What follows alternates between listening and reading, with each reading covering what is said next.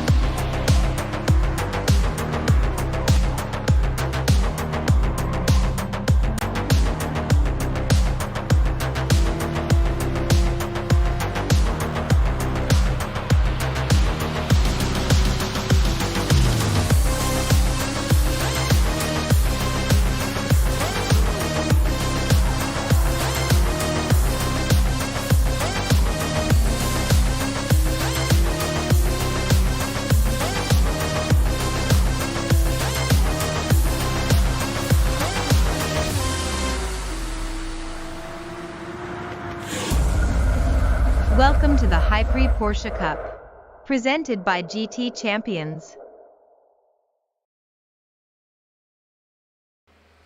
Yeah, boy. Pirate here, Black Flag Racing TV, and we are here. Thank you very much, Chris, for the coverage from Division 1. What a race that was. But time for Division 2, and I know that these boys are going to bring the fire. They've seen Division 3, they've seen Division 1. Now they get to do what they are here to do. This is the lineup for this evening, and we're not far off qualifying. We'll jump in there in a bit. But let's have a quick look at the driver lineup. Rusty Nuts from Sport Racing. He is the first of two Australians in the group tonight, alongside Kevin Isa Renegade from of course, the Ice Racing team. Bite the Roses from High Pre, Art Woolley from Amigos, and Lippy G69 are the British drivers. We've got one Spanish driver, Fry and the Whiskers, and I hope I pronounced that right.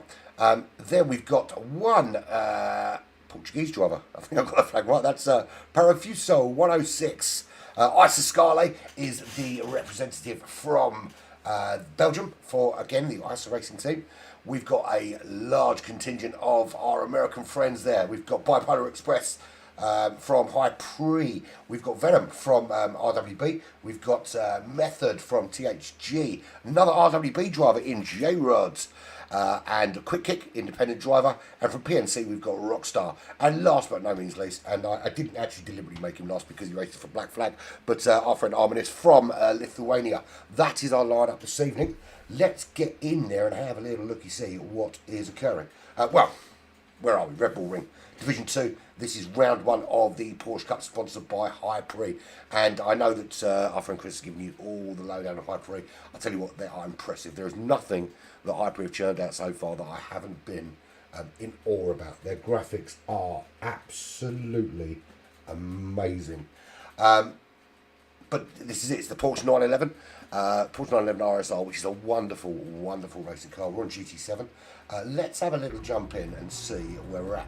So, it is, well, it's not January 24th. Well, it is for some of you. For me, it's January 22nd. It's just gone 12:30 in the morning. But until I go to bed, it doesn't actually count until tomorrow, so don't worry about all that. It's 60-minute race, 10 minutes qualifying, grid start. Light damage, BOP on, tuning is off. Tyres and fuel times 2. Available tyres, all except the wet. And they're going to need, possibly, look, if Division 1 racing to go by, they definitely are going to need some intermediate tyres today. Yesterday in Division 3, there were a few drivers that actually did it without the use of intermediates. It was moist yesterday. It's probably the best way to describe it. Division 1, very different. Division 2 could be even more different still. We'll see. We will see. Until the race starts, we will have no way of knowing. If you don't know who I am, I'm Empire, Andy Axon, of course. I don't have to use my real name because I'm just known as Empire. Sponsored by High Pre, this is the Porsche Cup. Can't bang on enough about how good High Pre are. But what we should do is have a look and make sure we've got everybody that is, it's supposed to be it. I think we're missing one. I think the independent quick kick is not with us. Such a shame we didn't know in advance. We could have drafted in one of those absolute aliens racing in Division 3. But this is our rundown. We've got Bipolar Express, High Pre Roses. Roses is very good. Very nice guy, Roses as well. Super Mikel, Rusty Nuts, Art Wally, Method, Dipshy, Leapy, Parafusio, Renegade. That is Venom, Mr. Jones, Scarlet, and Arminus GT Racing 4 Black Flag. Let's go have a quick look at what the track's looking like, because it's not going to be long before this race starts. So we want to get a good look at what sort of track this starts. Oh, Quick Kick does make it. Just lastminute.com. Obviously having a snooze before the race. Now, I'm looking at, I was about to tell you that I thought the qualifying time would be, if it were dry, somewhere around the low 128s. And we can already see that Bipolar Express has completely different plans for that, and it's decided it's 127.6 instead. So there we go, that answers that question straight away. Very, very quick laps. To be fair, when you look at the drivers from Division 1, Division 2, Division 3, there's not as much separating them as you think. I mean, because it was done through qualifiers, it's small margins of difference between divisions. We are going to see some awesome racing here. Now, there has been a bug in GT7 in the last few days where you see some liveries missing. And we can see here that there are a few not showing up for whatever reason that might be. Now, I've heard there are a number of reasons behind it, but hopefully they reappear at some stage. What I might do is jump back out, jump back in actually. In fact, that's exactly what I'm going to do. If you bear with me, I'm going to jump out of the room and jump back in and see if that makes a difference. Let me leave the screen up for you so you've got something to look at. I think that's the best thing to do. Let me jump out quick and I can jump back in and do it, and hopefully we get all the liveries back. Some of these liveries are awesome and we don't want to lose them. Yeah, let's do that. Showrooms with friends, we know where to find them. I don't want you to miss any of these beautiful liveries, because it's, and to be fair, some of these guys have worked so hard on them as well. It would be a shame if they weren't showing up. It's just a number of the issues. This is the thing, right? Is you'll often hear me have a little moan up about PD and the things that go on. But the fact of the matter is that actually that PD don't actually do a bad job, and I've just had a catastrophic PlayStation crash failure. Give me a second. I will solve this problem as quick as I possibly can. Yes, so I don't know what's happened there. Yeah, the game has just decided to crash on me. Yeah, so I do often have a moan up about PD and their abilities and stuff. But the fact of the matter is, you go into the game, you see some of the graphics, and you see some of the the little details. I mean, look at the details. Like if you look at the detail between Division 1 and Division 3, the settings were identical, and yet the way the tracks behave, completely different. Absolutely, completely different scenario. So it just goes to show how they've got some things very, very right. So if you do hear me moaning again, just tell me to shut up, because it's it's a great game with some great stuff going on. Well, I am logging back in. Apologise for this, but I wanted to make sure everything was perfect for you. Just to confirm, President, it's not the lobby that's broken, it's me that's broken. I had a catastrophic PlayStation, a game crash. The PlayStation's fine, the game crashed.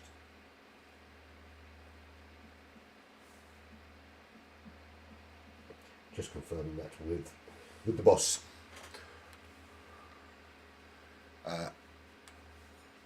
Right, I'm re-entering right now.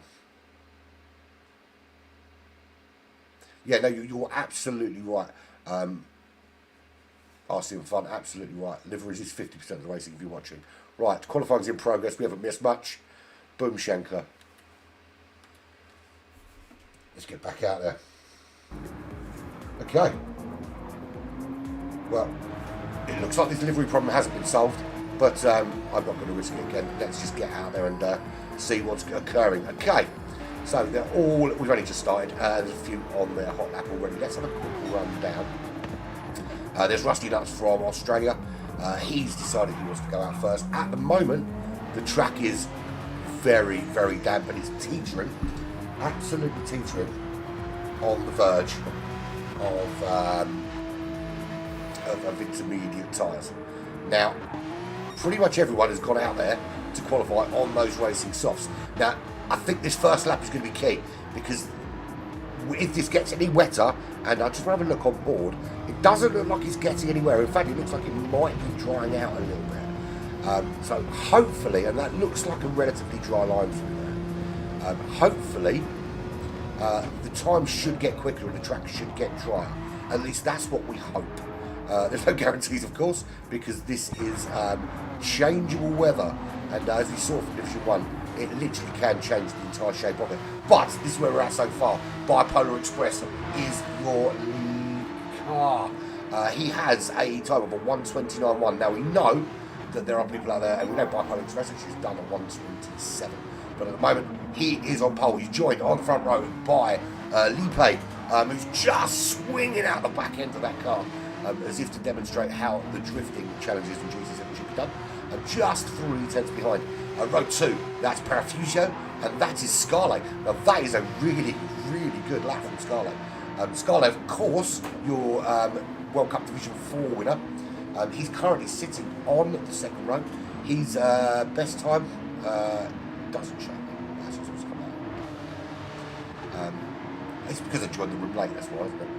Yeah, so, Bipolar Express, 129.1, Lipe 129.1.5, very close. Parafusio, also sub 130. Scarlet, just over that 130 mark. Quick Kick, came in lastminute.com, but straight into it. Row 3, just behind Super Mikel. There is Super Mikel. Of course, they're all in this 911. It's such a shame that all the deliveries aren't coming out properly enough. I wish I had the answer to why this happens on occasion. Dipshy, there is Dipshy, running in 8th place, got Renegade just behind, and it's literally 0.04 of a second difference between those two.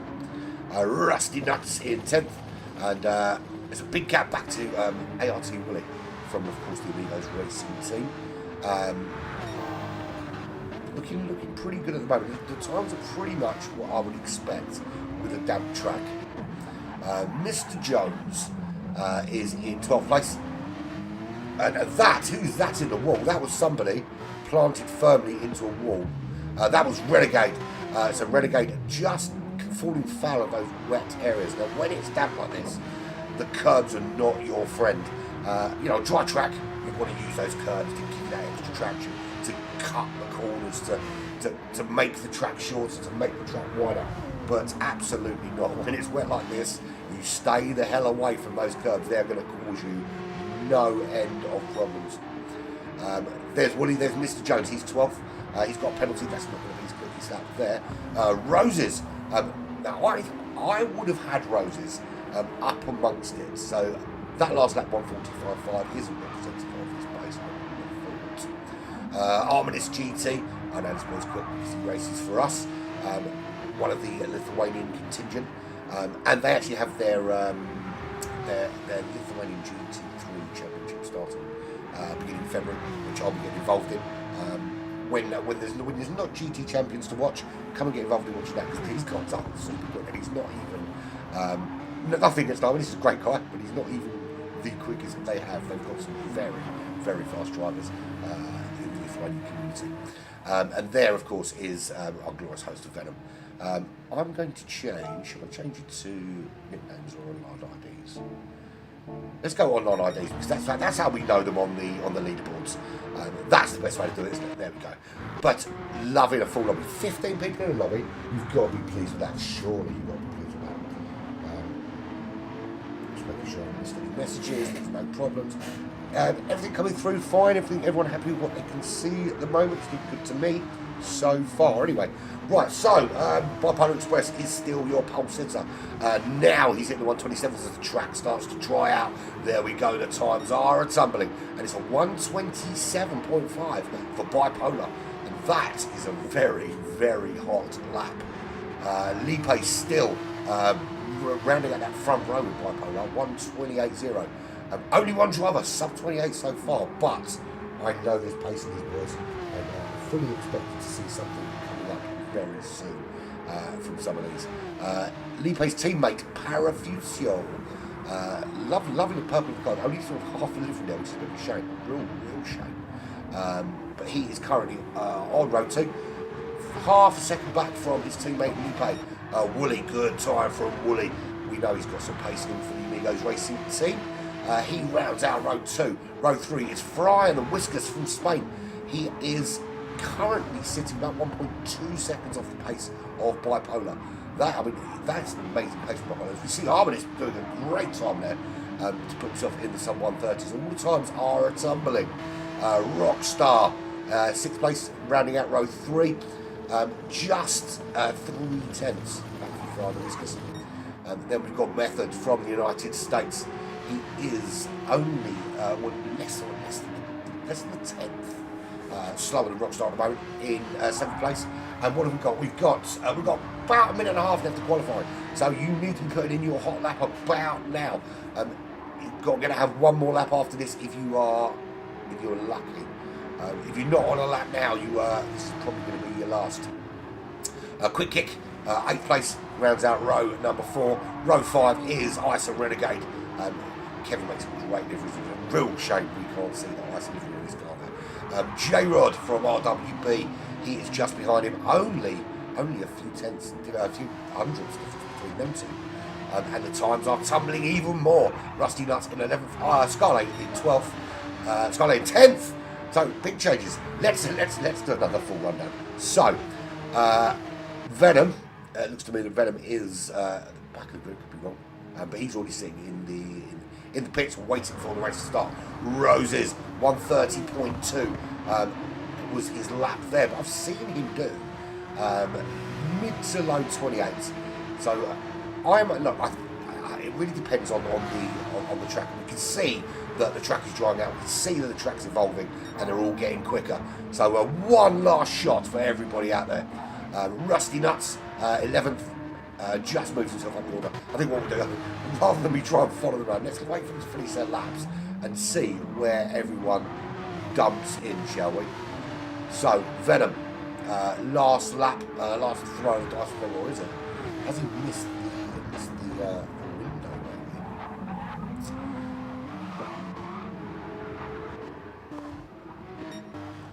Run down from the front. So Bipolar Express out there again. Hasn't improved on the 27.5, but what a lap that was. Especially if you look at the other representative laps he's done so far, and he seems to be slowing up that car, just letting a few others through. Once you get off the track, now it is fully dry, so not too bad. But you can see once you get off the track, it's very difficult here to get back on. And a couple of things about the Red Bull Ring that I absolutely love. I love the fact that it's all about exit speed. That you can go into a corner. It doesn't matter how quickly you get through the corner. You need to get out of it quickly, because every corner here, bar that sort of little intersection you can see there on the right hand side, every corner leads to a decent sized straight. And there's no end. And there's something actually that I remember Martin Brundle said in the F1 broadcast once. So Martin Brundle was broadcast described, and he said the thing I love about this racetrack is after every corner comes another one. At the time, I kind of laughed and said, well, that's stupid. But actually it makes sense, because you've got a track like this where you've got a bit of time between corners to kind of plan the next corner.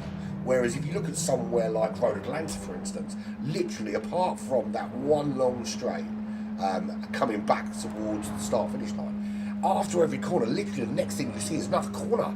You don't have that planning time, but here you do. So you can kind of think about how you're going to do it. And there are most corners here you can go side by side. There's a couple that you would be insane to try. but most corners here you can. But there we go. So here we have our lineup. It is going to be Bite the Roses on pole. That was a blistering 127.4 and pulled out of the bag at the very last knockings to Renegade Polar Express down to second. They will be on the front row. Parafusio and Lipe, teammates on row 2. You can tell they've been practicing together, very similar lap times for them. Method and Wooly on row 3. Fry and the Whiskers and Scarlet on row 4. Row 5 will be Rockstar with Ice and Renegade. Rusty Nuts and Quick Kick on row 6. Row 7 will be Arminis and J-Rod, and Venom will bring up the rear, but I'm sure he will at some stage give his teammate J-Rod something to think about. In fact, early doors will probably give J-Rod something to think about. But this is, I'm really looking forward to this, especially as it's starting dry. Now the thing is, I'm not a fan of a wet race, mainly because I can't drive. Let's be clear. Let's be very clear about that. That's why I'm not a fan of a wet race, because I can't drive. However, what I will say is this: what a wet race does do is it throws up, and when it's like this, actually, it's not. You know, when it's a proper fully wet race, it's easy to plan for. You just put on wet tyres and you drive as you drive. But when you've got an interchangeable track like this, it really does throw up a whole host of different scenarios that it's very difficult to plan for. Sorry, get a drink of water. I need to keep my throat wet. I've had a colder week, so the fact I'm still talking is amazing in itself. Yeah, so with a track like this, you've got the biggest issue you've got is you can plan all you like. You could have run this scenario 50 times this week, and you would have found that over the week you would have had 50 different scenarios. So I think everybody's going to go, look, let's get out there and let's put on some soft tyres and crack on like that. But it could very easily, from the off, start raining, and then the track gets wet, and then you've got to start thinking about at what point does it tip the balance. Now, as we saw, anyone that watched Division 1 race would have seen that there were one or two that jumped the gun, and initially you're thinking, immediate shit, and it worked out to be absolutely the right idea. And likewise, changing back to the soft compound tyres. I mean, some stayed on the softs for longer, and that's the thing. Yeah, only the drivers know what they're capable of in terms of this kind of thing. Now, turn 1 here, turn 1. In Division 3, it was a bit of carnage in turn 1 here, and it was relatively dry. It was wet in turn 1 here in Division 1, and we made it through safely. Let's hope we can get that again, because it's always difficult. It's always difficult on turn 1 on most circuits. Obviously, the longer the straight before you hit turn 1, the better. But when you've got 15 cars, whatever their pace, they're all starting from a standing start. So they're all starting from 0 and bombing it up to top speed into the first turn.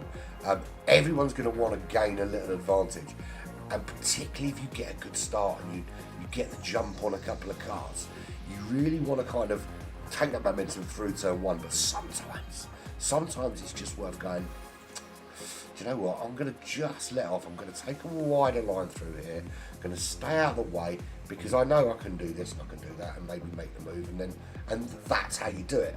And it just needs everybody into turn 1 having that kind of mindset. It's all good if you're first, because you can kind of get through and out and off you go up the road. But then there's always a problem behind you that it just takes one person just overshooting that corner. Each to their own, I say, each to their own. And I love the fact that everybody from turn 1 is at it and wants to have a go.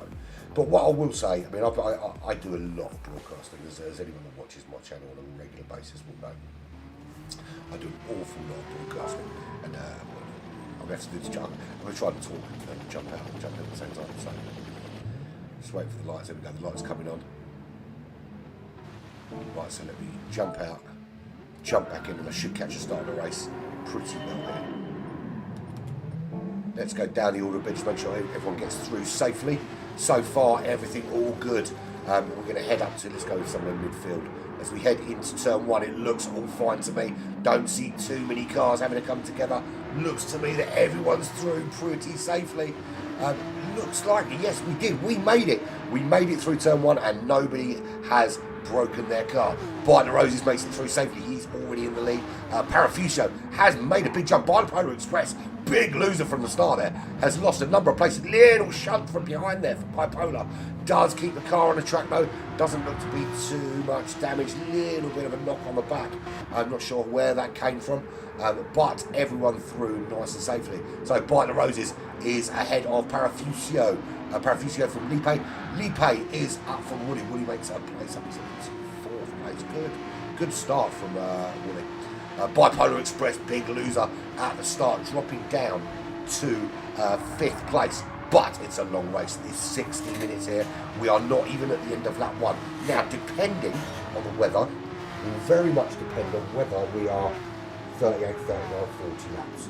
I imagine, knowing the pace of those guys up front, 40 laps is probably going to be a distinct possibility. But you know, we could have problems. It's already starting to get a little bit squirrely with the water on the track, and we can see that the rain's coming down because By the Roses has got his wipers on, so he's going to have to be careful, really careful, and he's got his foot in out. I mean, he did really well there, but again, you've got to be so careful on those curves. You catch that grass, you catch those curves in this weather, it could be sayonara. But he's already pulling out 1.2 second lead over Parafuso. Now, I'm going to have a quick look up the order and see what sort of strategies we've been going for. I'm not going to tell you yet, because I know that half of them are watching or listening, or I'll tell you what you need to know, shall we? Let's say that. Let's have a good look up through the order. So, I can tell you that nobody started on the intermediate tyres. Everybody started on slicks. Not everybody started on the slickiest slicks, but they've all started on slicks. The question is now, with the track being mildly moist, and I can see that the windscreen wipers have stopped, that means the rain has stopped coming down. That means at this stage, the track's only going to dry out. Now, the question really is it dry enough to continue on those slick tyres, and do they all do it? Or does someone take a little gamble? Does someone have a look at our weather radar? It's a real shame, as commentators, we don't get access to the weather data. I think it's something that, as a commentator, you should have access to. Be able to see what weather. In fact, I think the weather data that a commentator gets should be slightly more detailed than that the drivers would see.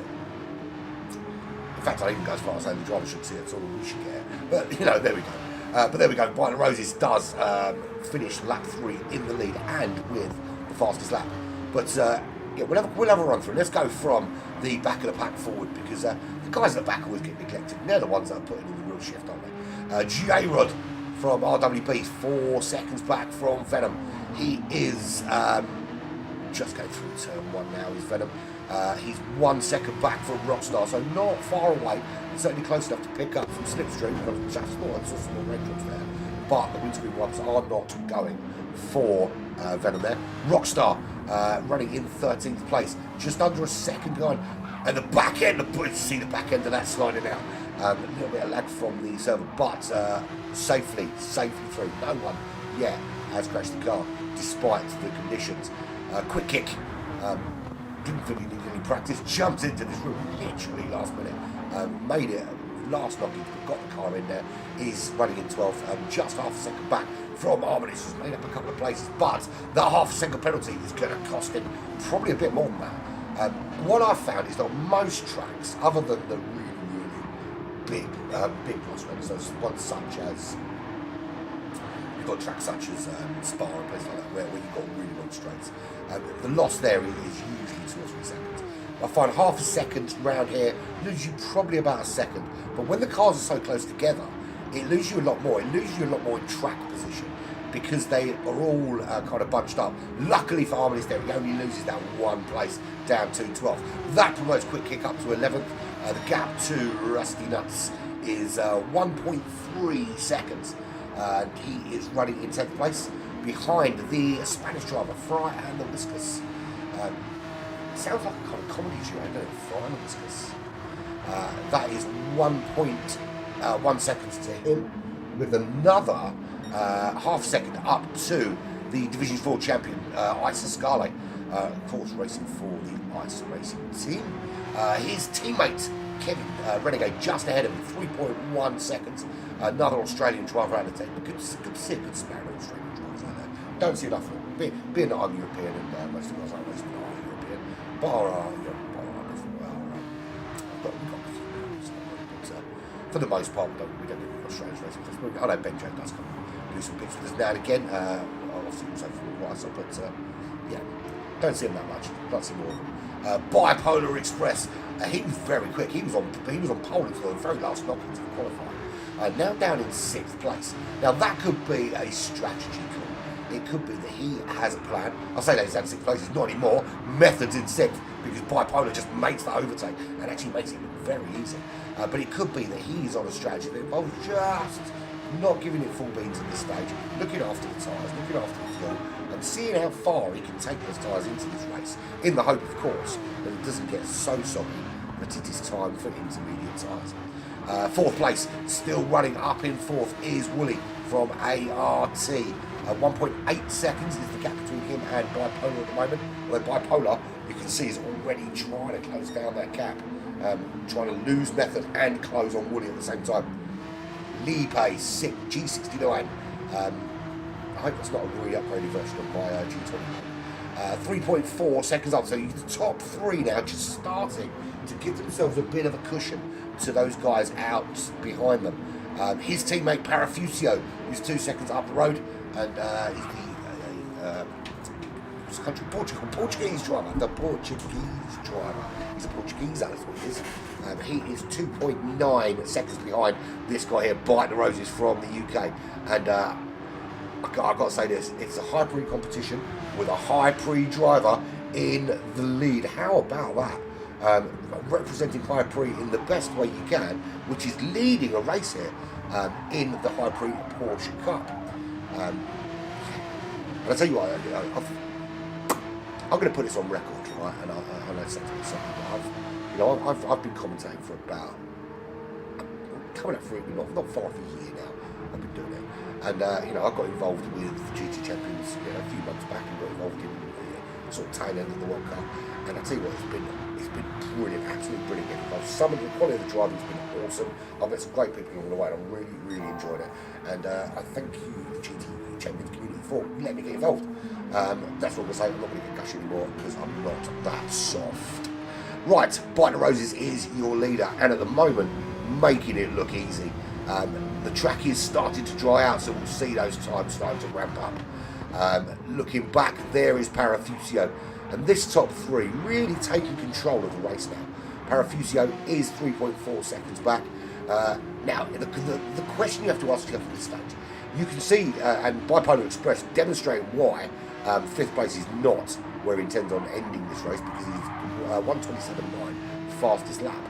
But Parafusio, this is the part of the race. You can see the guy in front of you pulling away, and you've got 1 or 2 decisions. You either know you've got pace, there is that. But you can make a decision now whether you make that big push to close the gap, or whether you kind of just, okay, I can see he's going off. Let me just run my race. Let me just do my thing. Let me just chuck in my kind of standard lap times. We don't know how the track's going to evolve. We don't know what's going to happen with the weather. And one thing they have access to that we don't, of course, is that weather data. They can check that weather data from the car and kind of make on-the-fly decisions. Not that it's hugely accurate, but it does help you make those decisions. And at the moment, he'll be thinking, okay, if I was in his position, I'd be thinking, I'm going to sit here and I'm going to plod along that gap for like 3. If I can keep it around 3.2, between 3.3 and 3.5 seconds, I know I'm still in with a chance here. I can run my race, I can look after my tyres, look after my fuel. Bit of a gap behind to Lipe, so not got to worry. And because they're teammates, I'm sure these guys are communicating as well and know that they don't have to, they are absolutely racing each other. Anyone that tells you teammates are not racing each other has never been racing, because I can tell you now that teammates, even on the track, it doesn't matter how close they are as friends, it doesn't matter how much they like each other, how much they love each other. When it comes to racing, it's every man for himself. There is Wooly running in 4th place. He's got the very quick Bipolar Express closing down on the back. Bipolar Express just getting himself into this race now, having a real good time with that, knocking those lap times in. And with a 1:27.9, just demonstrating just the kind of pace that he expects to be putting in on a regular basis. And we're just seeing different parts. And this is the great thing about this And just as I say, I was about to talk about how the track is wet in some places and not necessarily in others, and that just demonstrates exactly that. I'm looking at the track here, and if you can see the track's very dry through this bottom section, through the sort of final turn and up towards turn 1. But as you get up into the higher section at the top of the Red Bull Ring here, you can see a vast difference in the dampness of the track. And that just demonstrates how that makes a difference. Because Bipolar Express losing some places there, losing out to Method and Renegade, who find their way through, and Renegade just opening up. But that now leaves Fry and the Whiskers in a position where he's going to be making a move on Bipolar Express, or at least puts him within touching distance, and just coming out of that turn at the top there. And the track is fully dry now. But you can see that the curbs and the grass, they aren't quite ready yet to be abused as much as you think you would like to. On a dry track, you are absolutely all over those curbs, cutting across them, using the grass as much as you can. But here, not so much. I mean, they're being quite brave here, to be fair, and it is quite dry here. But it says you get that. This is where there was a difference in the dampness of the track, which made me question actually whether it was ready. But it looks to me now that it has dried out enough. Off the racing line, probably not so much. But so far, we haven't seen many penalties either, which is testament to the quality of the driving. It is a little bit damp going through there. I think you have to be a little bit careful, but it does dry out again. It's just as you can. It's really that kind of that corner as you enter the pits there.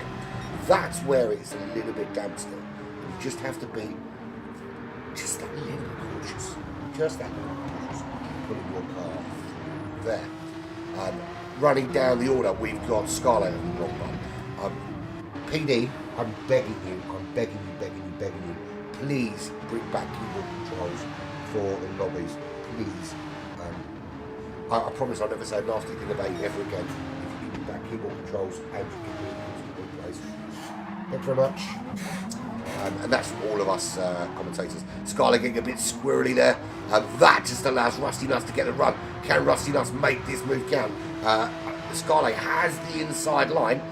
Is Rusty Nuts brave enough to throw one round the outside? He's in the lead there, just gets his nose in front, and under braking makes that move count. Scarlett coming back at him though. This battle is not over between these two. Scarlett will want to take that back as quickly as humanly possible.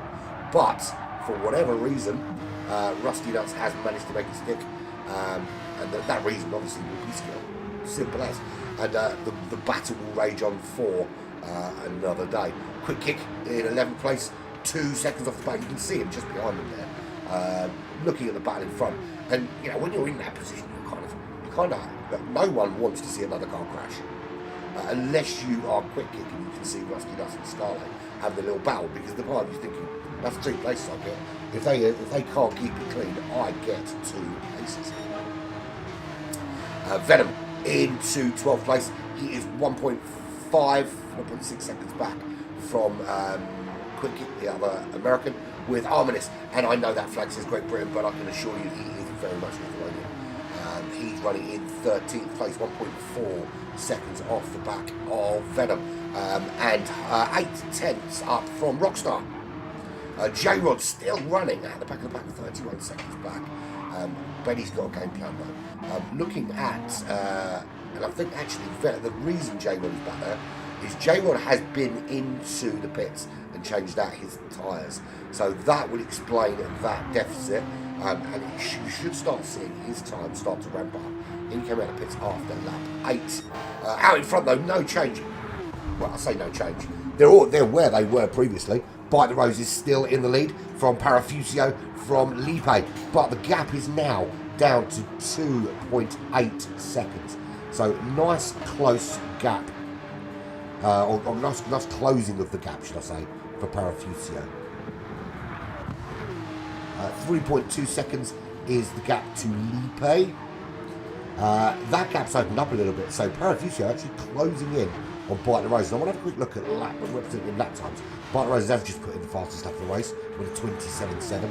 So clearly, seeing that gap closing down was the little kick that Rosie's needed just to convince him it's time to bring out the big dogs. And that's what he did. He brought out the big dogs, which was the acceleration foot and the other acceleration foot. If I could listen to myself, right, I would question my own intelligence. Genuinely would. I know that you guys watching genuinely do as well. Parafusio, there he is running in second place, chasing down. His best lap is a 1:28.0. Very consistent are his lap times. There's not much more in the last 9 laps. There's not much difference in about 6/10 between his lap times. Lipe, very similar, just a little bit slower pace-wise, losing a couple of tenths a lap to them. But they're now, the top 3 now, 5.4 seconds clear of this guy here, Wooly from the Amigos Racing Team. And just a quick note about Amigos, those that know that I'm have a good relationship with Amigos, do some work with them sometimes. They've got a cancer, an event to raise money for cancer. A couple of guys in the team are touched by as a lot of us are, and they're doing a great event in February to raise some money. I'm not going to plug it too much because it's their event to plug, but I will be getting involved with that in a commentary capacity alongside Seems Good, and that's something awesome. But it's great when people do things like that. That's all I'm going to say on that now. Method, there he is, 3 seconds back from Wooly, running quite well. I love that. I love that kind of contrasting red, white and blue livery.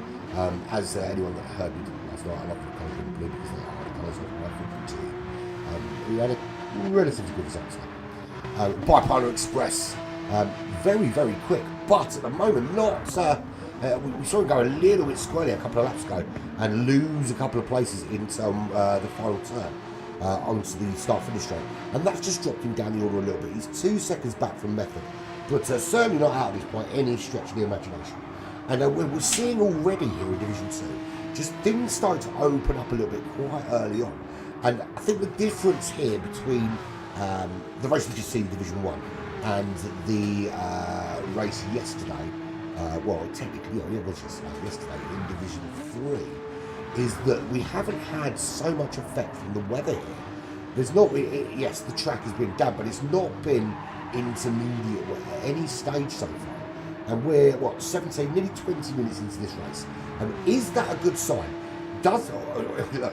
It could be an anonymous sign. It could mean that at some stage in the next 40 minutes, it's going to get nasty. And we're going to have some slidey cars. But it could be that it stays this way. And it turns out Division 1 just had the worst of the weather. Fry and the Whiskers. I love that name. I love it. I'd love to actually. I kind of want him to get into the top 3 because I want to interview him and find out where the name comes from. Sometimes you see names, you can kind of work out where it's come from, or it's something they thought of, or it's something they were given when they signed up. But when you've got like a kind of unusual name like that, you really want to kind of know what prompted it, and what was the thinking behind it, how it came about. And that is one of them for me. Fry the Whiskers is a great name. Renegade 575. There he is. He's from the ISO Racing Team. Lovely bloke. He's 1.2 seconds behind Fry the Whiskers at the moment. Another Australian driver, 3.8 seconds ahead of his countryman Rusty Nuts. That is clearly a car reference. Either that or he's ginger. Sorry, man. Sorry. Sometimes the things that come through my head come out of my mouth when it's open, without intention. He is half second up from Isa Scale, Division 4 world champion. He is running quite well in 10th place at the minute, the Belgian driver. Quite consistent and seems to be sticking quite well with Rusty Nuts at the moment. There's Quick Kick. He decides to take that route round turn 1, just sliding that back end out and giving a little bit of a drift feel to it. Arminis running in 12th place. He's running very consistently in 12th place. He's pulled out a bit of a gap from Rockstar, 1.4 seconds. Looking out, I can tell you, he's looking well. And we got a yellow flag. Who's that? That's Rusty Nuts. Rusty Nuts has made a mistake. He's cost himself some time. He drops down to 13th place, and that's the first. We saw a little wobble from Bipolar, but that's the first real mistake we've seen from anyone in this race. It's been very clean, very consistent from all the drivers really. So Rusty Nuts just losing some places there. That promotes Arminis up to 11th, Rockstar up to 12th. The gap's still at 1.5 seconds, but in the other direction now. 38 seconds back to J-Rod, who we know has already been in the pits. And we appear to have lost somebody. Can I work out who it is? Let me think. I do remember who it is. It is our glorious host Venom. And I happen to know he had to leave early. He's left the lobby open so we can continue racing. That's obviously very important. But he had to leave early and couldn't make the full race because of that. So he's not gone. He's about, but he's not there. But that's what it is. We often have things. This thing we do this for fun and we do this for great times and it takes up an awful lot of our time. Particularly people that organise all this. I'm sure if you ask Chris's wife how much time he spends on this, the number would be a lot smaller than the real number. I know if you ask my missus how much time I spend on this. Let's not go into that in case the real information goes public. By the Roses, there is 3.2 seconds in the lead from Parafusio. He's been managing that gap this whole race very, very well inside By the Roses. And let's do it on board with him and just kind of have a look at how he controls this car. You can see nice and wide, and you can do it when the track's dry. You can really do that, and you can kind of not abuse the track limits, but use those curbs and use those the inside and the outside curves just to give you that track width and narrow down the apexes. And at the moment, it's very clinical the way he's getting that car around the track. And if you saw qualifying, you saw that he actually struggled in qualifying for the first few laps, and it took a kind of monumental last lap effort to chuck in that qualifying time that got him to the front row. But at the moment, just literally churning lap after lap after lap. And at this stage, you kind of want to look after your tyres because the ideal strategy here is absolutely going to be 2 half-hour stints on soft tyres, if you can do that. If you can go a little bit longer on softs and then be able to push a little bit harder in the second stint, great. But that is your ideal optimum strategy, soft and soft. The weather still might have some play in that, and still might have some decision in whether you can do that. But at this stage, that's what we're running in that kind of milk, and that is essentially how By the Roses does a lap round here. And that was that wasn't as quick as lap he's done, but it wasn't slow by any stretch of the imagination. It actually opened up that gap. 3.9 seconds now is the gap to Parafusio. Very squirrely coming out of there. Wiggly, as we say. I don't know if we say it. I definitely say it, but others might not. Lipe, still 2 seconds behind Parafusio, and because it's very clear at the moment, his top 3 are incredibly dominant in this race. They've pulled out, made their own little niche on the racetrack for themselves. Bipolar Express, I was going to say that Woolly's doing a really good job there, but Bipolar Express says, I don't care what you think, I'm going to give you something else to talk about, and that is what you're going to talk about. You're going to talk about my overtake, and what an overtake that was. Bipolar Express starting to ramp it up now, up into 4th place, and I don't think the trouble is over for Woolly, because there is Method right on the back of Woolly, trying to follow Bipolar Express through, does not want to let Bipolar disappear, and at the moment Woolly just keeping that car in the right places and blocking off any kind of way through for Method. This is probably the worst part of the racetrack to overtake, this little kind of inner section of the Red Bull Ring here at Spielberg in Austria. As we come down here now, these are a couple of really good overtaking zones. If you can get one around the outside here and get a good kind of undercut into turn 1 maybe, No. Sorry, into the final turn, maybe? No. But if you get a good slipstream up the hill here, and it looks like Method's nicely tucked in under that rear wing, and we're crawling all over the back of him at the moment. Woolly's struggling to find a way to keep him at bay. And is there a move on? There's not. So Woolly does enough. He's just putting the car in the right places. But I don't think this battle's over. So I was going to say how well Woolly was doing. Kind of maintaining fourth and keeping the gap behind. But I had noticed that it had started to close. It's closed quite significantly. As has that gap. Lee paid to Parafusio. The gap is now down to 1.3 seconds. So is Parafusio just starting to drop off the pace a little bit? Certainly looks like it, because By the Roses is now 5.9 seconds clear. This is the first race in the Porsche Cup, sponsored by High Pre, of course, and presented by GTChampions.com. There are 6 races in this series. One of them's drop round. So what I'll say to anybody racing right now is, if and if you've already raced and you didn't have such a great race, you thought you could do better, this could be your drop round. So don't worry, there is plenty of points on offer, and sticking with it is always the way. And big credit to everybody that races, because it was an incredibly difficult qualifying procedure to get in. Whether you're in Division 1 or Division 2 or Division 3, the fact that you've got here, and I had a conversation with Chris earlier. We were talking about some of the origins of GT Champions and that kind of thing, and that relationship is very, very strong.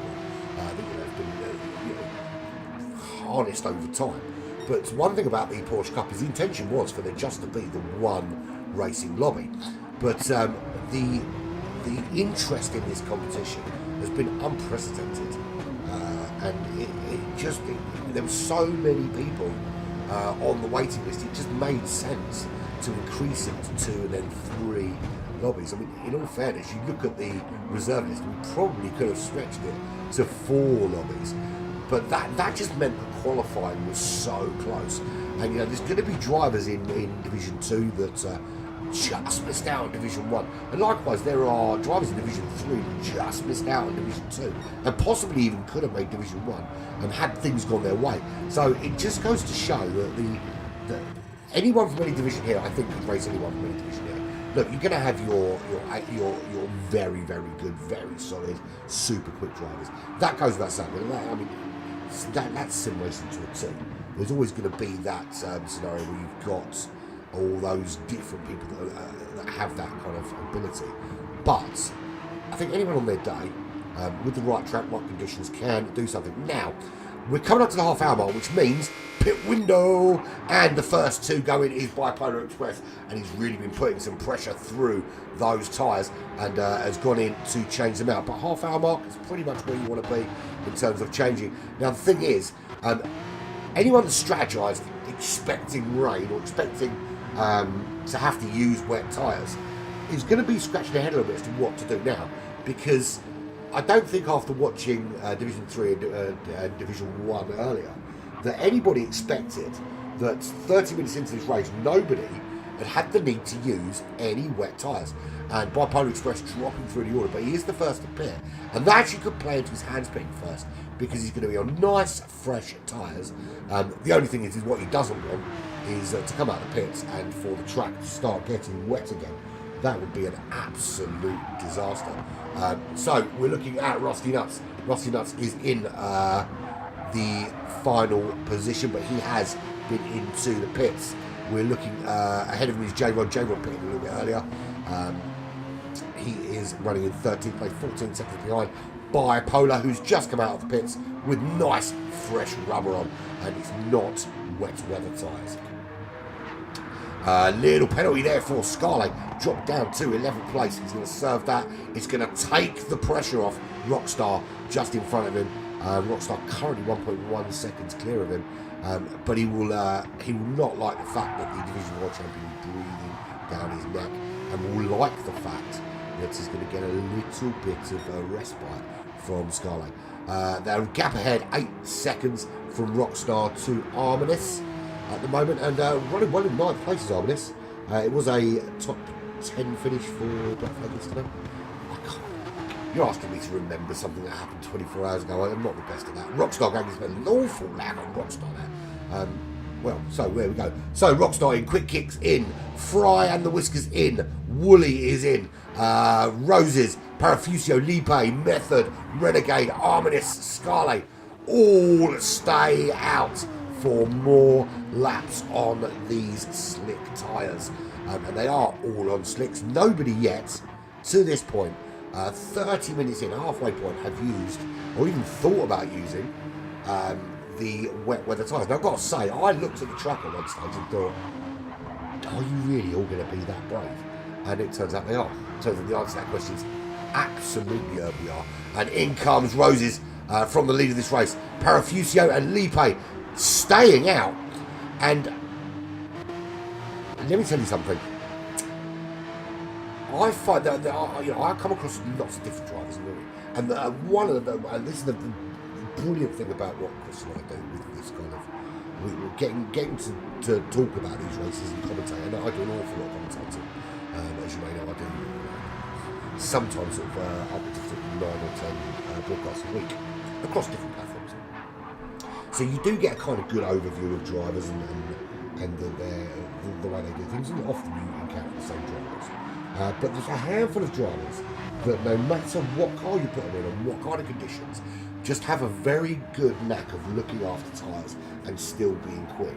And you find that those drivers are often the ones that might not put in the fastest lap of the race, might not be floating around the kind of top of the tree all the time, but are always consistent and always there or thereabouts. Because just being able to get more out of your tyres always puts you in a better position.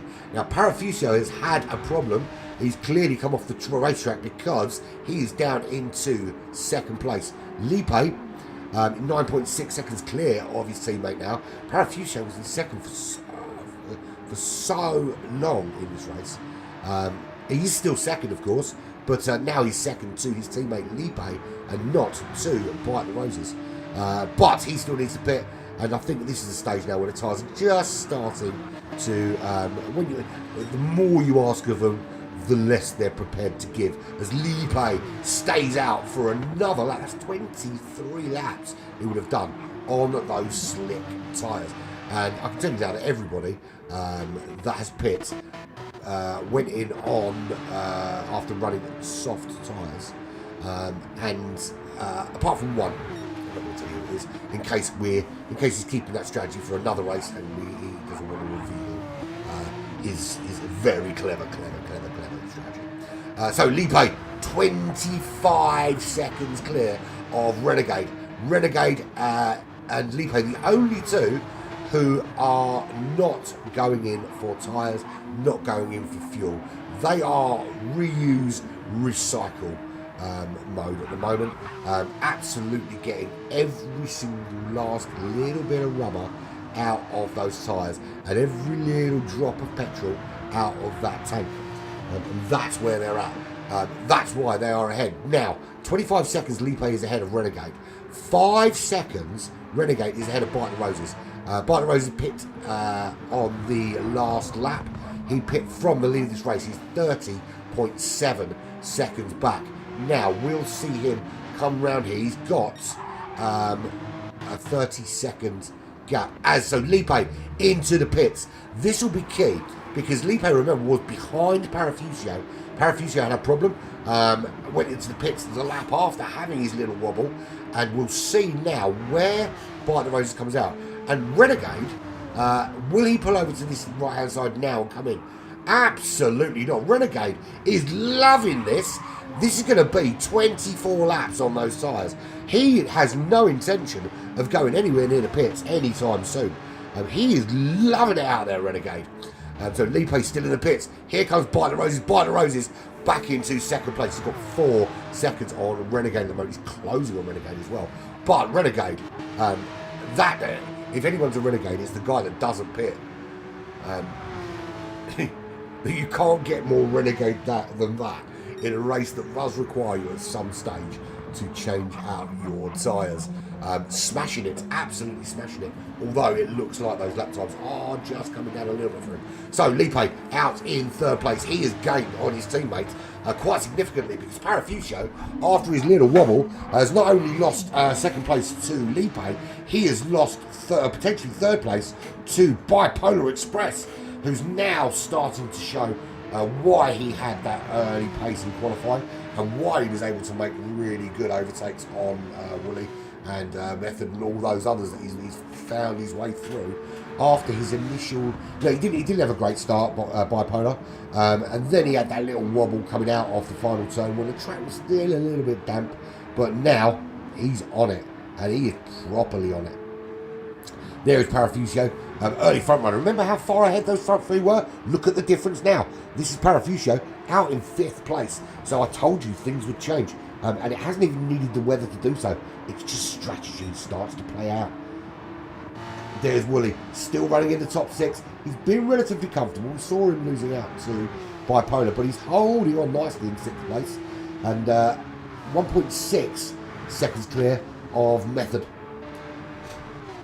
There he is, Method in the Porsche 911. Like anybody's driving anything other than a Porsche 911, of course. It's what happens at, it's 1:30 in the morning. It's what happens when us Brits don't get any sleep, because we're famed for being sleepy, drinking tea and having terrible teeth. Well, I don't sleep much, and I don't particularly like tea. I can't say much about my teeth. I was at the dentist on Monday night to have a couple of that. So let's say about that about. We'll have new meshes soon. Flying the Whiskers. There he is. Great name in a great car. Running well from Spain. 2.7 seconds back from Method. Got a nice comfortable gap for himself over J-Rod, so he can look forward and not backwards. It's a good position to be in. If you're running in that kind of midfield, and I count anything from sort of 4th to 12th as being midfield, because you can really end up anywhere from those kind of positions. If the only people you're looking at are the people in front of you, then you really are in a very good position. Looking at J-Rod there, he is 5.4 seconds clear of the next ranked American driver, Quick Kick. I believe Quick Kick, what's happened to Quick Kick there? As we see, Rusty Nuts has made the move around Quick Kick. Up into 10th place, the Australian driver splitting those two American drivers and already putting out 1.4 seconds. So the Quick Kick have a little bit of a wobble and caused the problems for himself. Armin in 12th place, 6.1 seconds back. He's running very consistently. It looks like he had quite a bad lap. Around lap 21-22 when he went into the pits. But very consistently in the high 29s and early 1-minute 30s. At the moment, in an American sandwich, he's got Quick Kick just in front of him. He's got Rockstar just behind him, and 6 seconds between the two. He is 55 seconds off Renegade in the lead. Is Renegade ever going to go in the pits? Because he's got Bite the Roses right up behind him now. Has he forgotten that he needs to go in? Benjo, is there any chance you could just remind Renegade that at some stage we would like to see him put some fresh cars on his car? Because it looks like he has no intention of changing them out anytime soon.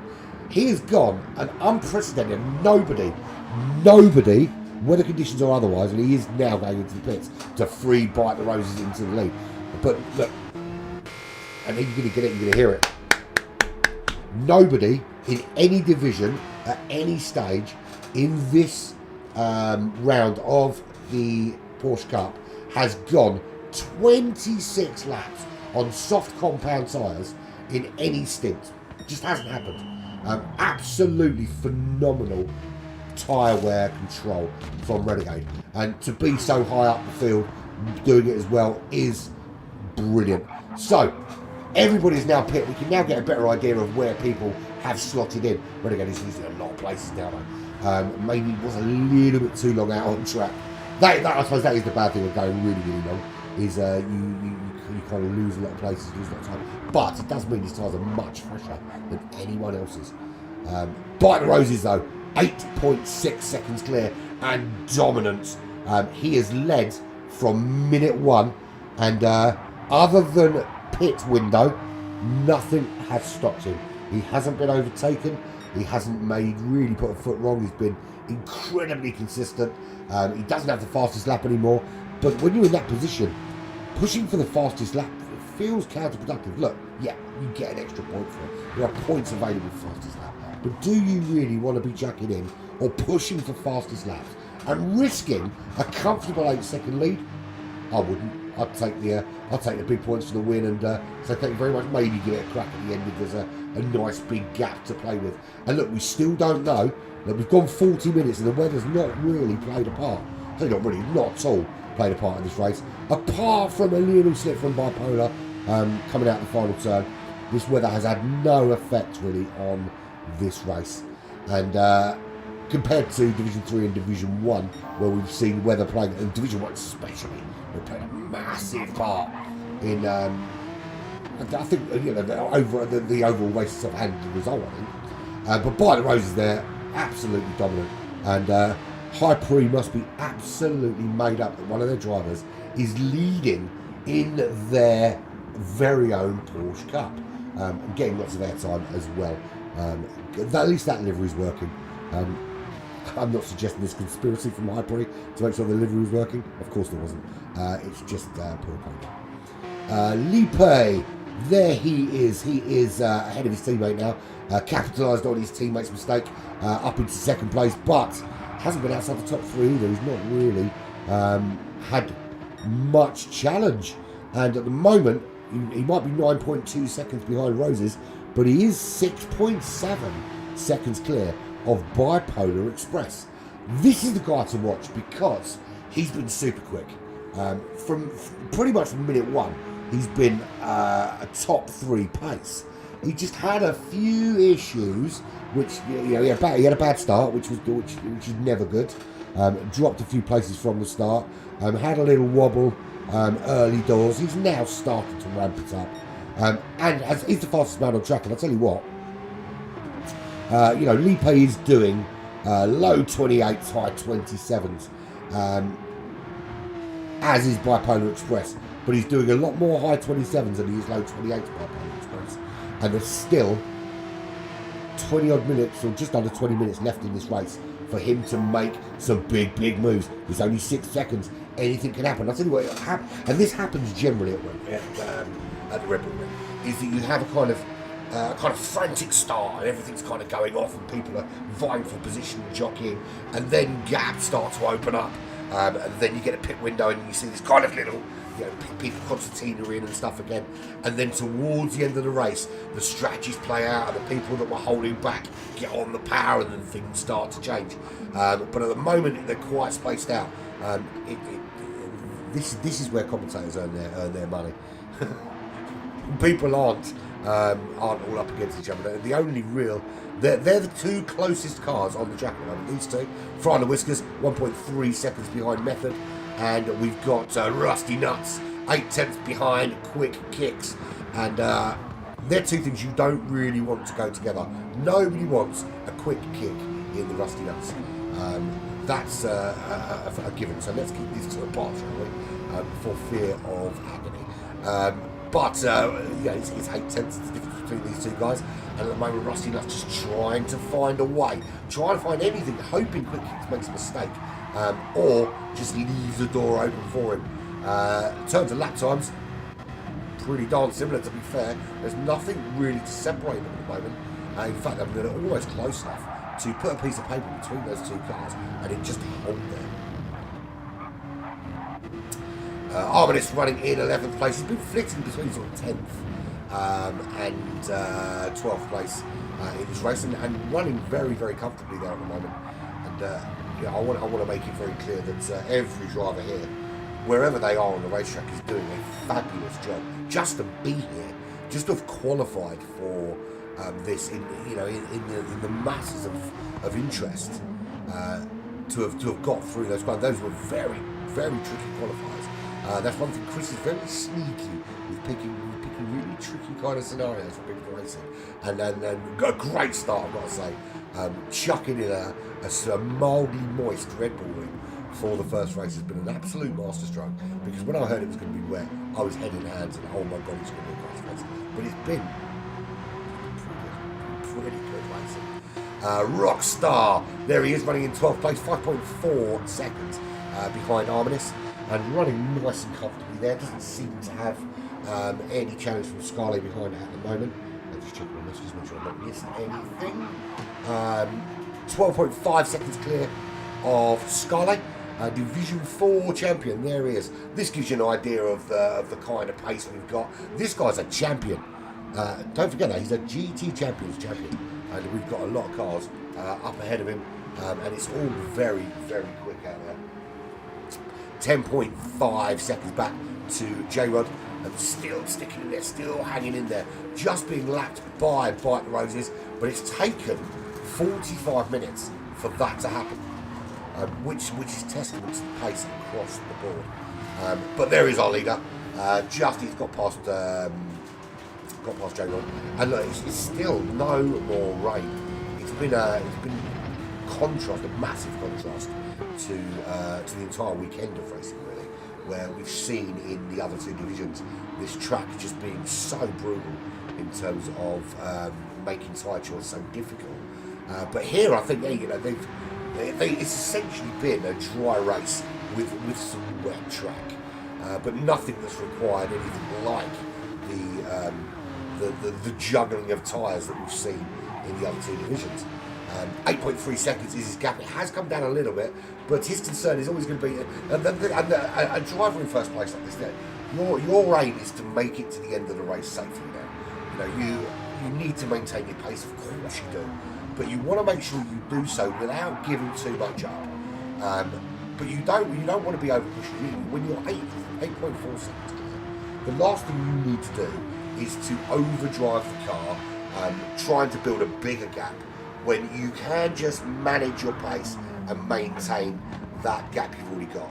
And I know Roses a little bit, and I tell you what he'll be doing is he'll be monitoring that time. He won't be too worried if it drops below 8 seconds. He won't be too worried if it even drops below 7 seconds. He'll make sure that he's got enough in the tank to keep that going, and that's what these top drivers all do. They all monitor and manage their race pace throughout. There are two kinds of drivers. There are those that go absolutely hell for leather and melt it out there and absolutely smash it, and then wonder why 10 laps in they've spun the car around and have lost 4 or 5 places. The guys that win races and win championships are those that manage that pace throughout the course of the race, and that's what these guys are doing very, very well. Lipe is still 8.5 seconds back, 6.2 ahead of Bipolar Express. This guy I do expect to be closing that gap. In terms of lap time though, it looks that Lipe has just recognised, this is what I say about managing pace, I think he's recognised that the challenge from behind from Bipolar Express in terms of lap times is starting to eat away at him. And he's got a choice now. Does he push and as I said, risk making a mistake, or does he kind of have a limit, look at that time and go, okay, when it gets to 2 seconds, then I'm going to start worrying. But there is still plenty of time. We're 12 minutes left of this race, lap 33. Will we make the magic number 40? That's one thing Division 2 and Division 3 can say to Division 1. We made 40 laps. How about that? Although, to be fair, Division 1 did have a lot of rain to contend with. There is Parafusio. Was second for so long. But it just goes to show one little error makes all the difference. He's now back in 4th place. Not that there's anything wrong with being in 4th. Being in 4th place in a race like this, but being in 13th in a race like this is a credit to you. But being 4th in a race like this is no shame in that at all. And Parafusio running 9 seconds back from Bipolar, but comfortably in a nice little part of the race dropping zone. You can see, you look at that mini map at the moment. There's a battle there. There is Wooly. He's got Method in behind him. Frying the Whiskers not too far behind. Is Method going to make this move on Wooly? Wooly has got himself up into 5th place, past Method. Is Method able to come back at him? Remember, Wooly at one stage was comfortably in 4th and then just found himself getting swallowed up by the onrush of Bipolar Express. But at the moment, he's now ahead of Method. And in terms of lap times, very, very similar. In fact, Method has a quicker lap time today. It is the Brit versus the American, just like many, many years ago after the Boston team won the championship. Nothing like that at all. Because the Brit might win this one. Still bitter. And so Method is making a move on Woolley. Can he make that move there? He's certainly close enough to be looking in the next turn or two. I'll have to vroom on the back of Woolley's car. It says it all about these Porsches. That's the noise they make every time. Vroom. Love it. Love that sound. And here's the move. Here's the opportunity. Method, no, he backs out of it there, and probably wisely. Going side by side through there is a very, very scary thing. In fact, if I really wanted to scare the kids around here at Halloween, I would dress up as going to a breast round there as my Halloween costume. Two abreast round there, or two, I tell you what, two side by side going from Eau Rouge at 200 miles an hour. That would scare me. If someone knocked on my door for trick or treat, dressed as two side by side to Eau Rouge, they could have all these sweets. Here we go. Oh, Woolley trying to hold him off, but Method just crawling on him. Letting him know he's there. You know, he's very, very fair. He's not crashing into him. He's not knocking him out of the way, but he's making it very apparent that he's there, and he's using that slipstream now to help him up towards turn one. Is this his opportunity to make the move? Does Woolley have what it takes to hold him off? And under braking, it just seems that at the moment Woolley is doing enough.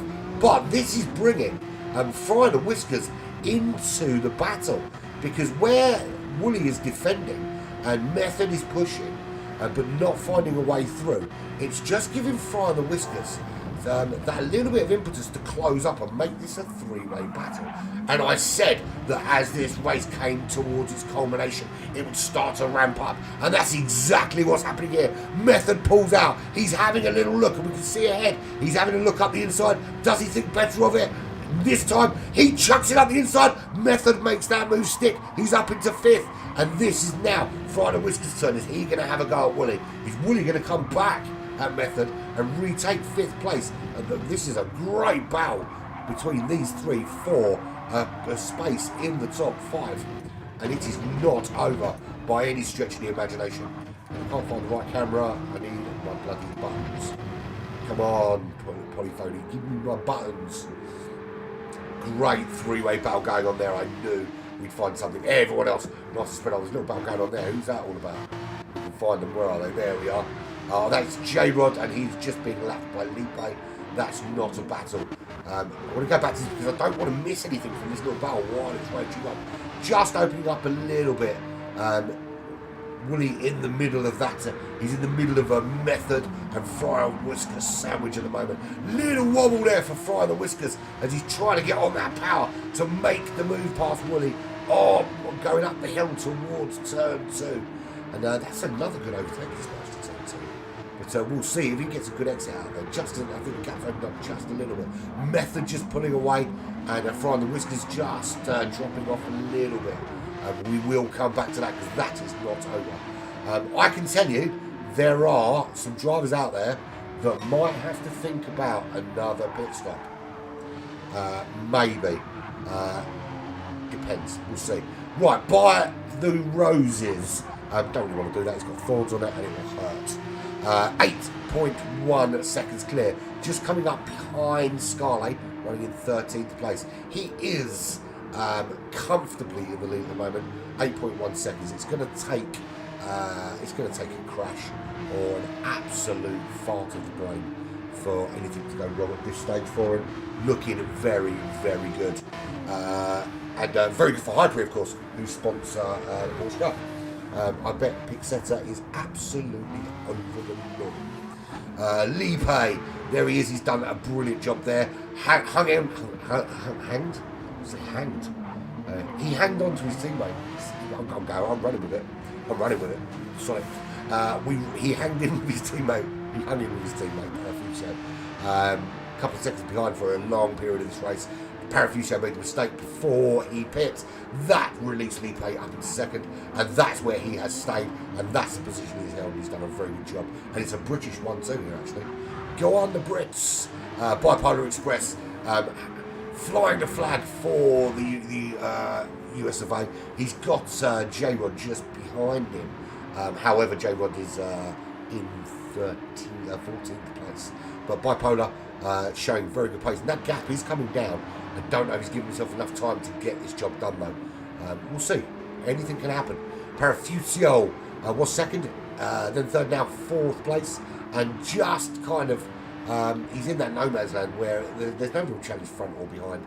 He can just drive his race and hopefully take the car to the end. 9 seconds back to Method, who's now pulled out a 1.4 second gap over Woolley.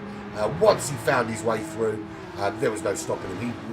He's just kind of ramped it up in these last few laps and found his way past. We watched him for a couple of laps, really struggling to find a way through. And what that did was that brought Fry and the Whiskers back into this race. But now Woolley is managing that pace, and he's got Fry and the Whiskers. He's still there. Fry and the Whiskers is still eyeing up that 6th position. But as the race goes on, now that half-second penalty, that is going to really put a massive monkey wrench right into the inner workings of his game plan. And his game plan was Woolley and take that 6th place. But now with that half-second penalty, that gives Woolley a little bit of breathing room. He's already got 1.1 seconds, but he's going to get a little bit more room to breathe, and he can just relax those shoulders and do these last few laps without the threat of Fry and the Whiskers closing down on him. Renegade running in 8th place. It's been a really solid race from Kevin, to be fair, really solid. Up there in the top 10, and I'm sure the fact that he has finished higher than Benjo did yesterday will be good bragging rights between those two very, very close races. Quick kick, half-second penalty for him. That will put him a little bit closer to Rusty Nuts, but not close enough to actually make the kick connect. Thank goodness. Rusty Nuts there running in 10th place. Nice little gap in his own on the racetrack. 10.7 seconds back to Arminis in that wonderful, wonderful looking black flag.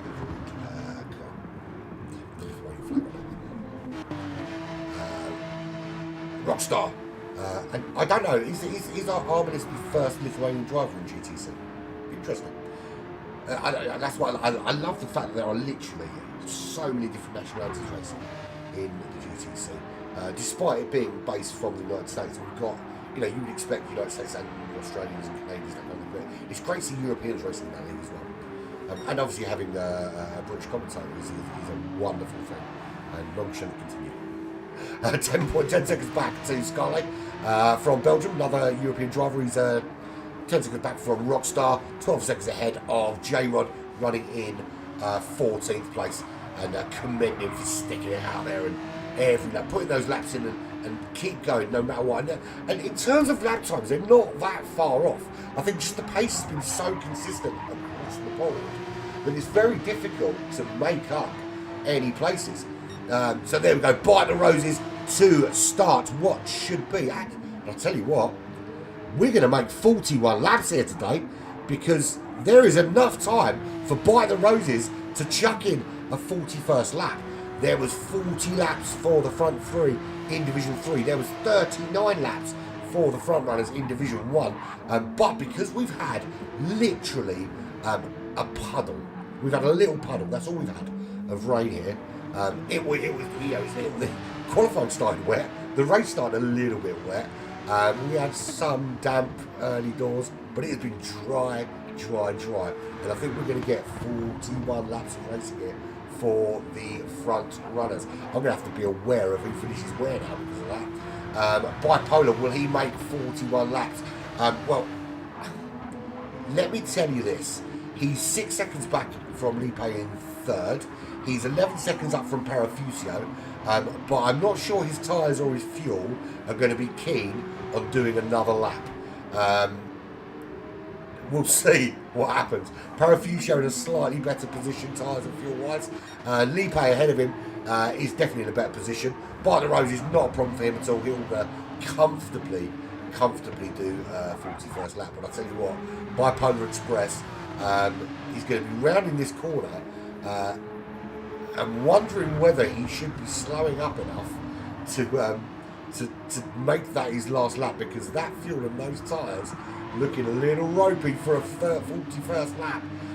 What does he do here? So Bipolar Express is going to cross the line. He's going to have to do another lap, and I'll tell you now, this is going to be interesting. If Parafuso doesn't make this lap, which I don't think he will, I think that saves Bipolar Express. And Parafuso finishes in 4th. Bipolar Express is saved by the bell. It's going to be a slow finish for him, though, I think. And there is Method coming home in 5th place. Fry on the whiskers does get past Wooly in the end, makes that overtake. Wooly in 7th place. He's under pressure from Renegade as they come through the last turn. Is Renegade close enough? Looks like Wooly's going to just nick it. And Wooly does nick, or keep 7th place. Renegade comes through in 8th. Quick Kicks in 9th place. Rounds that last corner. He's just ahead of Rusty Nuts. No, I think just ahead, 9 seconds. 5 seconds at the end there. Rusty Nuts comes through in 10th. There is, who's next? Arminis, where is he? There he is. He rounds that final turn. He'll come home in 11th place. Good finish for Arminis in 11th. Good solid race from him. Well done, buddy. Rockstar. There was no favouritism there at all. Rockstar coming home in 12th. 7.6 seconds back. Then we've got Isis Scale. And we'll see, where is Bite Rose? Bite Roses cross the line in first. 7 seconds clear of this guy. Lipe G69. There he goes. Bang across the line. And Bipolar Express will eventually, because he's out of fuel, will eventually make it to the line. He was saved, absolutely saved by the bell. What else can you say but that? He was saved by the bell.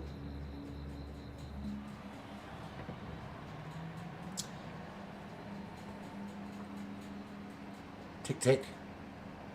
Here comes Bipolar Express. He very much deserved the top 3.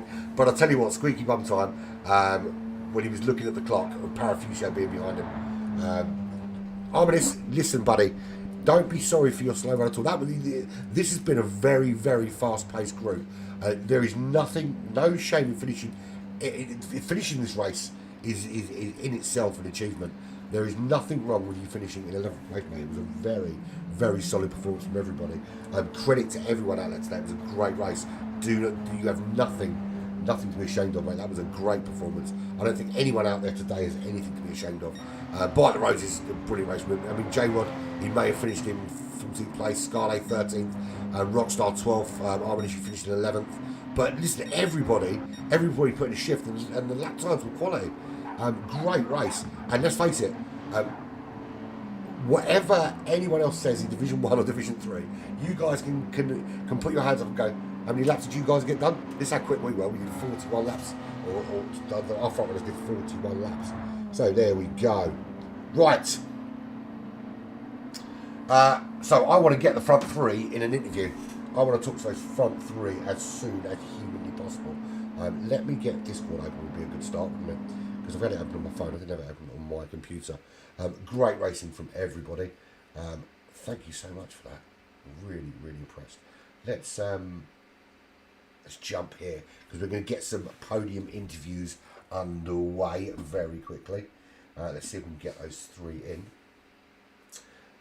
Completely in the wrong place, as I always am. Always prepared, I am, of course. Where are we? Division 2 I'm looking for.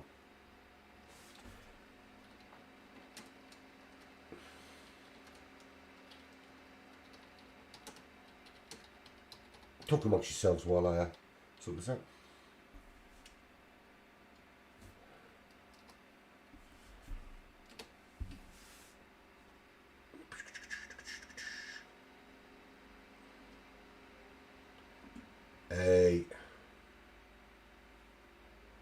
Hang on.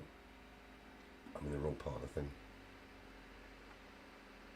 Actually, you're here first. We might as well get you out of the way. Right. Where are we going? What's going on? Try that one. Can you hear me?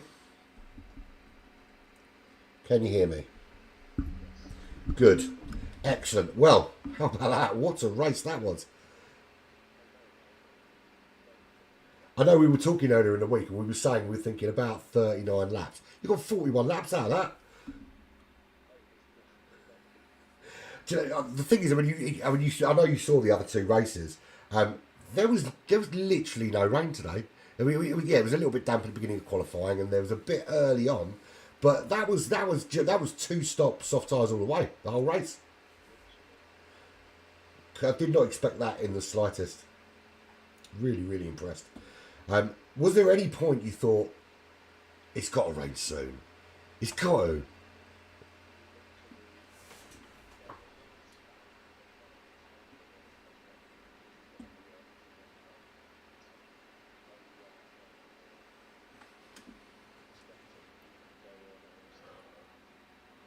Yeah, I mean, there was one stage, I think, early on when it did get to that kind of point where you think this has got to be Inter's territory, and then it just stopped raining again. And I wondered if anyone would kind of jump in and have a go, but nobody did. Nobody even started on the Inters, which I found that really surprising. But no, great. The pace out there. I mean, even the guys that finished like 13, 14, the pace on them was phenomenal, man.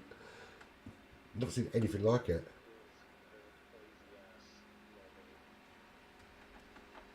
Yeah, it was insane. So there we've got the other two. How you doing, Leapy? How you doing? Yeah, all right. You lucked out a bit with your teammate, didn't you?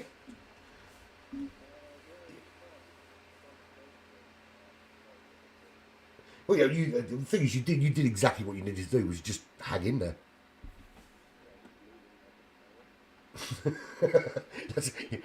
He was keeping the place warm for you, right? He was keeping that place warm for you. I was just saying to Roses that the other two races in this round one have both been pretty wet. I mean, the race in Division One earlier, that was crazy wet, but the track just never seemed to get that wet. We had a little bit early on, but it's basically a dry race today, right?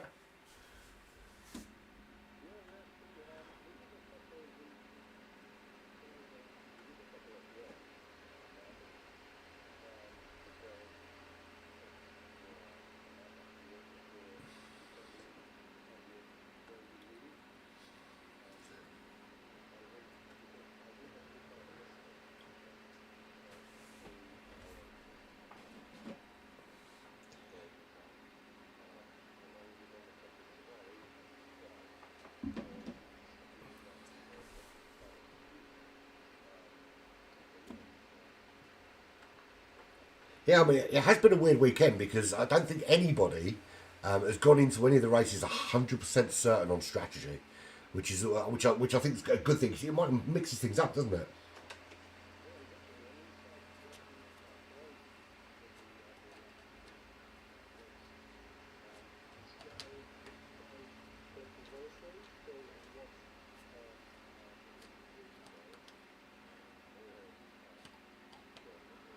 Yeah.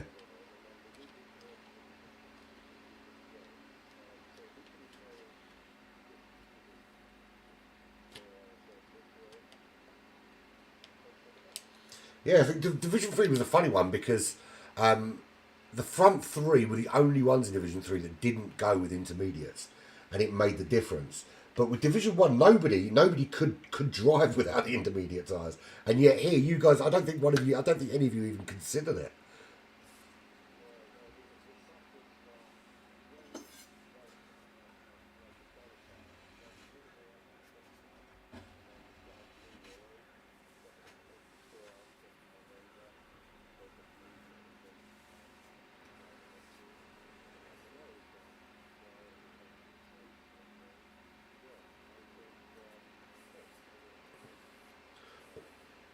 Yeah, also awesome performance from all of you. Bipolar, you there, mate? Wow, because you were super quick all through qualifying, and then Roses does that to you on his last qualifying lap, and then you didn't have the greatest of starts.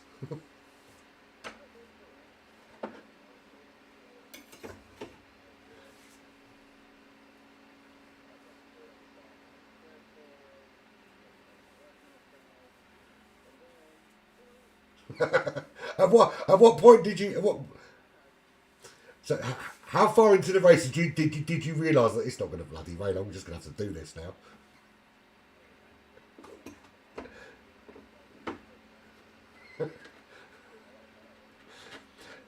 To be fair, I mean, you did have a little wobble when it was wet, just as it was drying out, and the rest of the track was dry, and there was just a sort of wet section coming out of the final turn onto the start-finish straight, and you had a little bit of a wobble there, didn't you? And you lost a couple of places, but then from that point on, I don't think anybody in front of you, other than I think Roses and Lipe, who were just phenomenal today. I don't think anyone else in front of you thought they were safe.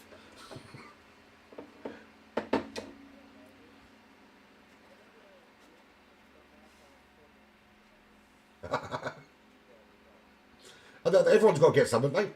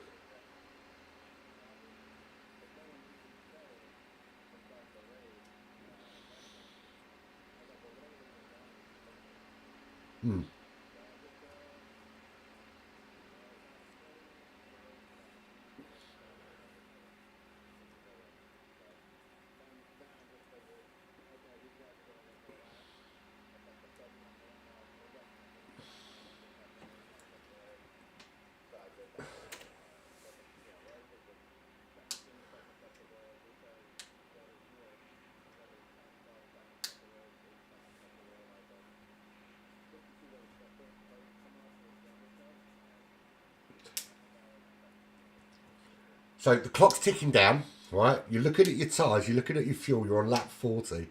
You've realised, so you start lap 40, you look at your tyres and fuel, and you realise you've got enough time to make lap 41.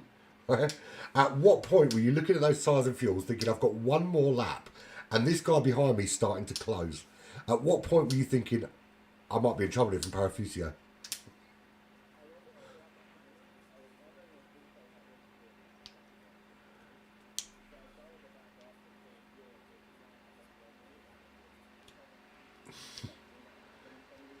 Yeah.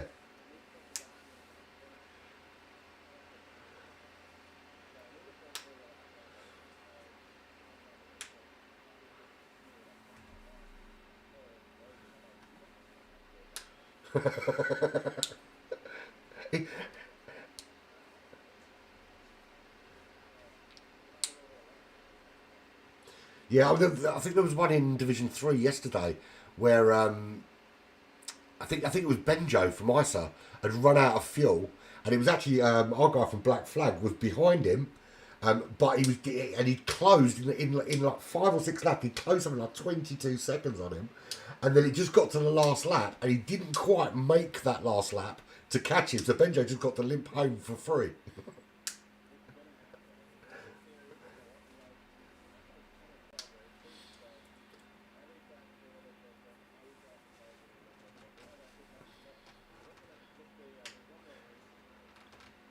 I don't know. I know the next one's at Road Atlanta, which I love that track. Yeah, definitely.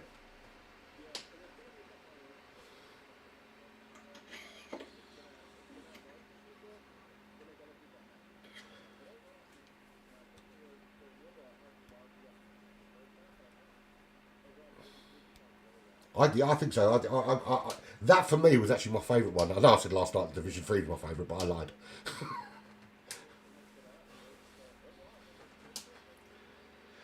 And I think the big thing as well, 2 High Prix in the top 3 for the High Prix Porsche Cup.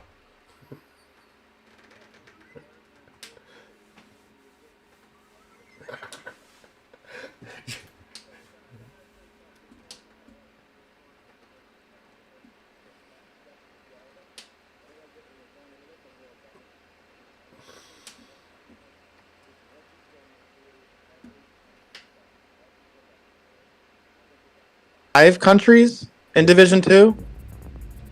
Yeah. Is it 5 different countries? I'll there's check more the than that. replay. I mean, you've got Lithuania, you've got UK, US, Portugal. Portugal, Spain, Australia. That's 6. And Holy England. crap. Yeah, so yes, Belgium with Scully. Yeah, Belgium with Sky. That's 7. So that's 7 across 15 drivers. 15 drivers. We got 7 different countries in this thing. I don't care what happens. I don't care where I finish. I think that's just kind of an accomplishment for everybody. Well done. Yeah, absolutely. Yeah, That's absolutely awesome. Well done, So, y'all. round And congrats, one's done and dusted. congrats Looking to forward first next and week. second place, y'all. Let's hope we get some more of the same in round number 2. Indeed. Thanks very much, guys. Catch up with you next week. Cheers. Thank So there we have it, folks. That was Division 2, round number 1, the High Prix Porsche Cup. And what a finish that was. Yeah, more of the same to come. Really, really looking forward now to the next few rounds. I've got to say, it's going to be absolutely awesome. We move on. Next week, we are at Road Atlanta.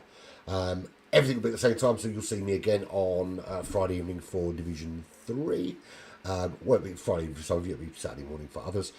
You will see Chris for Division 1 again on Saturday evening, and then straight following that, you'll see me again for Division 2.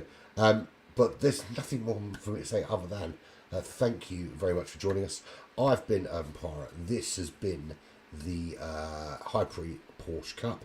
And goodbye from me and Black Flag TV and everyone at GT Champions. Hope you enjoyed it. See you next week.